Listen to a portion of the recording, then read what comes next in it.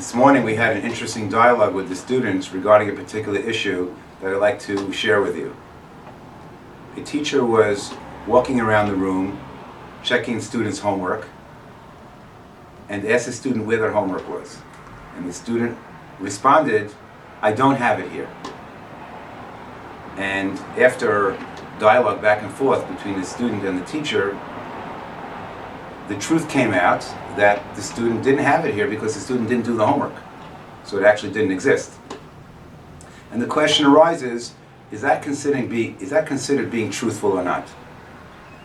In this week's parsha, the Torah tells us, midvar sheker tirchak, that a person should distance themselves from sheker, from untruths, from lies. Why does the Torah use that type of lashon, of tirchak, to distance yourself? The Torah should just say, it's prohibited for a person to lie. Yet it uses the term tirchak, to distance oneself. And there are many answers, many approaches to this question, I'm sure.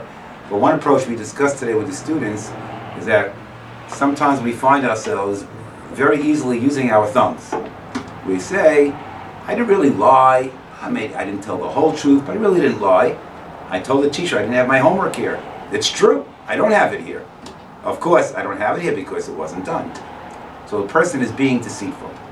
And in that regard, it's not a benefit for a person to have that approach in life. And we discussed with the students the news over the past few months about individuals who have been exposed to be telling untruths, and how in the long run, first of all, most of the time people do get caught and the consequences are not really beneficial. Number two, very often when a person is not being truthful, the person who they're speaking to understands it and knows that they're not being truthful. And number three, and this is the most important that we mentioned, the main reason for a person to try to be truthful is for themselves. That a person has to be truthful to themselves for their own benefit.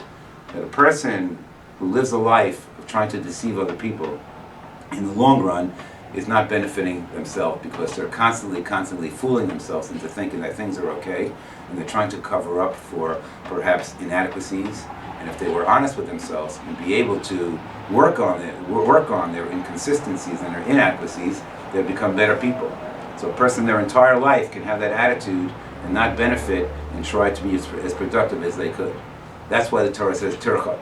Distance yourself from that type of approach in life, to be deceitful and to be honest with yourself for your own good. Have a good Shabbos and Chodesh Tov.